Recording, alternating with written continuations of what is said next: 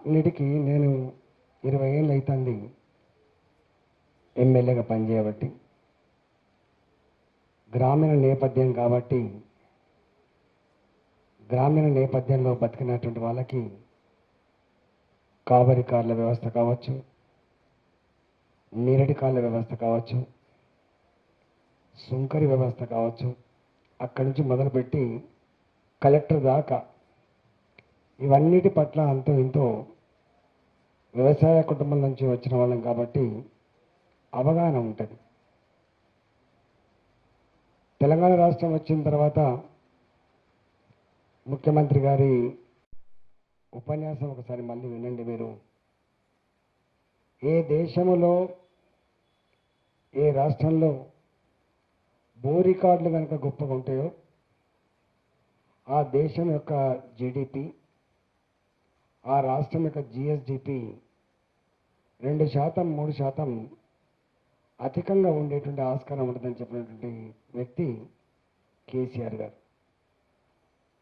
మేమందరం అనుకున్నాం ఇంత డీప్గా, ఇంత లోతైన ఆలోచనతో వారు చేస్తున్నారు, మంచి ఫలితాలు వచ్చేటువంటి ఆస్కారం ఉంటుందని చెప్పి భావించడం. గ్రామాలలో భూమి కేవలం ఉపాధినిచ్చేటువంటి సాధనం మాత్రమే కాదు, భూమి ఒక భద్రత, భూమి ఒక భరోసా, భూమి కుటుంబ సోషల్ స్టేటస్కి ప్రతిరూపంగా ఉంటుందే భూమి. అందుకని గ్రామీణ ప్రాంతాల్లో భూమి కలిగిన కుటుంబాలకు ఏ స్టేటస్ ఉండేదో, ఎంత గౌరవం ఉండేదో నేను చెప్పాల్సిన లేదు. అంత ప్రాధాన్యత సంతరించుకున్నటువంటిది ఆ భూమికి. దాన్ని బాగుంచేటువంటి బాధ్యత డిపార్ట్మెంట్, రెవెన్యూ డిపార్ట్మెంట్. రెండవది, నేను 20 ఏళ్ళ నుంచి చూస్తున్న అన్ని డిపార్ట్మెంట్ని కోఆర్డినేట్ చేసే డిపార్ట్మెంట్ రెవెన్యూ డిపార్ట్మెంట్ మాత్రమే. నాకు తెలిసి కలెక్టర్ గారు మాత్రమే, అది ఇరిగేషన్ డిపార్ట్మెంట్ కావచ్చు, అది R&B కావచ్చు, పంచాయతీరాజ్ కావచ్చు, ఏ డిపార్ట్మెంట్ అయినా కావచ్చు కాక, అన్ని డిపార్ట్మెంట్లని జిల్లాలలో కోఆర్డినేట్ చేసేటువంటి ఏకైక డిపార్ట్మెంట్ రెవెన్యూ డిపార్ట్మెంట్. మరి చాలాసార్లు ముఖ్యమంత్రి గారు చెప్పేది మాకు, ఎవరా ఈ దేశంలో మొత్తం పవర్ఫుల్ అంటే దేశంలో ప్రధానమంత్రి గారు, రాష్ట్రంలో ముఖ్యమంత్రి గారు, జిల్లాలో కలెక్టర్ గారు. మంత్రి గురించి చెప్పలే. ఆ కలెక్టర్ అంత స్ట్రెంత్ కలిగి ఉండడానికి, అంత బాధ్యత కలిగి ఉండడానికి ఒక కలెక్టర్ మాత్రమే కారణం కాదు. దాని కింద ఒక జేసీ ఉంటాడు, ఒక డిఆర్ఓ గారు ఉంటారు, ఒక ఆర్డీఓ గారు ఉంటారు, ఒక ఎంఆర్ఓ గారు ఉంటారు, ఒక రెవెన్యూ ఇన్స్పెక్టర్ ఉంటాడు, ఒక బీఆర్ఓ ఉంటాడు, ఒక బీఆర్ఏ ఉంటాడు. ఇన్ని వ్యవస్థలు జిల్లాలో కలెక్టర్ గారు మొత్తం జిల్లాను కంట్రోల్ చేయడానికి ఇవన్నీ సవ్యంగా ఉంటేనే సాధ్యమైందన్న విషయం వారికి తెలియక కాదు, తెలుసు వారికి. మరి వారికి ఎందుకో మరి ఎక్కడ కోపం వచ్చిందో తెలియదు, కానీ మొట్టమొదటిగా ముఖ్యమంత్రికి కోపానికి గురైన డిపార్ట్మెంట్ హౌసింగ్ డిపార్ట్మెంట్. మొట్టమొదటిగా కోపానికి గురైన డిపార్ట్మెంట్ తీసి పడేసింది ఒక కలంపొడితో. నాన్న, ఎలకల బాధకు ఇల్లు తగలబెట్టుకోవద్దు, ఈ వ్యవస్థలు ఉంటాయి, ఈ వ్యవస్థలు గొప్పగా ఉండన్నా ఉండకూడదా, దాన్ని నిర్ణయించేది పాలకులు మాత్రమే. యథా రాజా తదా ప్రజ అన్నారు. యథా రాజా తదా ప్రజ అన్నారు తప్ప యథా ప్రజ తదా రాజా అనలే. ఎక్కడ గుర్తుపెట్టుకోండి. ఇవాళ రాజు అంటే ఇక్కడ మన రాష్ట్రంలో మన రాజు కేసీఆర్ గారు కాబట్టి వారు ఎట్లుంటారో సిస్టమ్ అంతా నడుస్తుంది. నాకు తెలిసి ఒక గొప్ప సుపరిపాలన అందించాలనే కాన్సెప్ట్ కనుక ఉంటే ముఖ్యమంత్రి గారికి, అది ఏ డిపార్ట్మెంట్ అయినా కావచ్చు కాక, దానికి అనుగుణంగా పనిచేయాల్సిందే తప్ప దానికి భిన్నంగా పనిచేసేటువంటి అధికారం ఉండదు. ఉన్నది అంటే ముఖ్యమంత్రి గారి ఇన్ఎఫిషియన్సీకి అది నిదర్శనమయ్యేటువంటి ఆస్కారం ఉంటుంది. అక్కడ ఉండి ఇవాళ ప్రభుత్వం దగ్గర అనేక రకాల సంస్థలు ఉంటాయి. అందులో ఒక సంస్థ అది ఇంటెలిజెన్స్ వ్యవస్థ. ఇంటెలిజెన్స్ వ్యవస్థ ఈ విఆర్ఓ గారు ఏం చేస్తాడా అని ఒక అసైన్మెంట్ ఇస్తే వారం రోజుల్లో మొత్తం రిపోర్ట్ తీసుకొచ్చి పెడతారు. ఈ కలెక్టర్ గారు ఏం చేస్తాడంటే ఒక వన్ వీక్లో మొత్తం రిపోర్ట్ తీసుకొస్తారు. ఏ ఉద్యోగి గురించి అయినా ఏ డిపార్ట్మెంట్ గురించి అయినా ఆ బాధ్యత కనుక ఆ ఇంటెలిజెన్స్కి అప్పచెప్తే వారం రోజులు కూడా మొత్తం తీసుకొచ్చి ముంగట పెట్టేటువంటి సత్తా ఉంటుంది. దాన్ని బట్టి అయ్యా ఎంఆర్ఓ గారు నీ పద్ధతి మంచిగా లేదు, అయ్యా విఆర్ఏ గారు నీ వల్ల మాకు ప్రభుత్వానికి పేరు చెడ్డగా వస్తుంది, అయ్యా కలెక్టర్ గారు నువ్వు కలెక్టర్ చేరికే నువ్వు అపకీర్తిస్తున్నావు అని చెప్పి మనం నివారించవచ్చు. కానీ సిస్టమ్స్ లేకపోతే ఎందుకు విఆర్ఏని సస్పెండ్ చేస్తారు, ఎందుకు విఆర్ఓని సస్పెండ్ చేస్తారు, ఇవన్నీ ఉంటాయి. ఎక్కడికక్కడ ఏ లెవెల్కి ఆ లెవెల్ కంట్రోల్ చేసే మెకానిజం ఉంటుంది. కానీ నాకు తెలిసి దేశంలో మొత్తం హౌసింగ్ డిపార్ట్మెంట్ అంటేనే ఇది ఒక కరప్ట్ డిపార్ట్మెంట్ అని చెప్పి డిపార్ట్మెంట్ రద్దు చేసి కళ్ళల్లో మట్టి కొట్టినటువంటి ఏకైక రాష్ట్రం ఏకైక ముఖ్యమంత్రి కేసీఆర్ గారు కావచ్చు. దేన్ని పునాదిగా చేసుకొని మీరు అధికారానికి వచ్చిండ్రో ఆ పునాదినే చంపేసే ప్రయత్నం చేసిండు.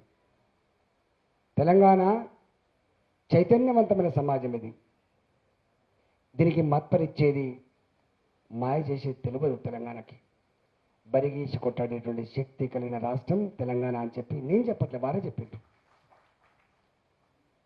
అట్లాంటి చైతన్యవంతమైనటువంటి తెలంగాణ ఆ ప్రజల ఐక్యతతో ప్రజల చైతన్యంతో ఒక రాష్ట్రాన్ని సాధించుకొని ఆ రాష్ట్రానికి ముఖ్యమంత్రి అయినటువంటి వ్యక్తి ఎక్దమ్ యూటర్న్, నా దగ్గర సంఘాలకు ఆస్కారం లేదు, చైతన్యానికి ఆస్కారం లేదు, ఇచ్చేవాడిని నేను, తీసుకుంటోళ్ళు మీరు బిడ్డ, మధ్యలో ఈ ఆర్టీసీ సంఘాలు ఎందుకు, ఈ రెవెన్యూ సంఘాలు ఎందుకు, ఈ మున్సిపల్ దాంట్లో కార్మిక సంఘాలు ఎందుకు అని చెప్పి హుకుం జారీ చేసి ఎట్లా ఆర్టీసీ కార్మికులని మొట్టమొదటిగా మీరు సంఘాన్ని రద్దు చేసుకోండి, అట్లయితేనే మీ సమస్య పరిష్కారం అని చెప్తే మోకాళ్ళ మీద కూర్చొని 2 చేతులు దండం పెట్టి అయ్యా ముఖ్యమంత్రి గారు మా కుటుంబాలకు భిక్ష పెట్టమని చెప్పిన సన్నివేశాలు ఈ రాష్ట్రంలో మీ కళ్ళ ముందు కోకలుగా జరిగినాయని గుండెల్లో ఉన్నాయి. 2015లో మొట్టమొదటిసారిగా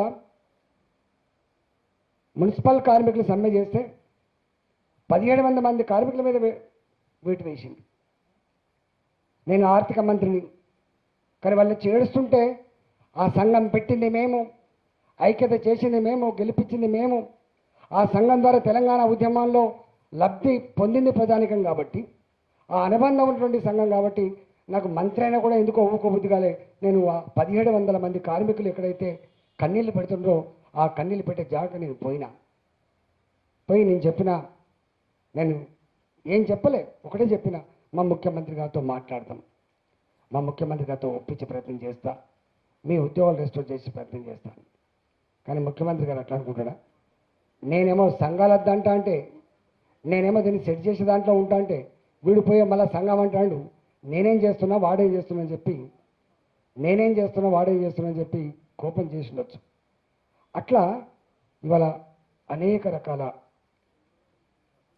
సంఘాలను మాత్రమే కాకుండా నాకు తెలిసి మేము ఎమ్మెల్యేలుగా ఉన్నాడు, ఫ్లోర్లుగా ఉన్నాడు, ఈ రాష్ట్రంలో అనేక సంఘాలు ఉండేవి.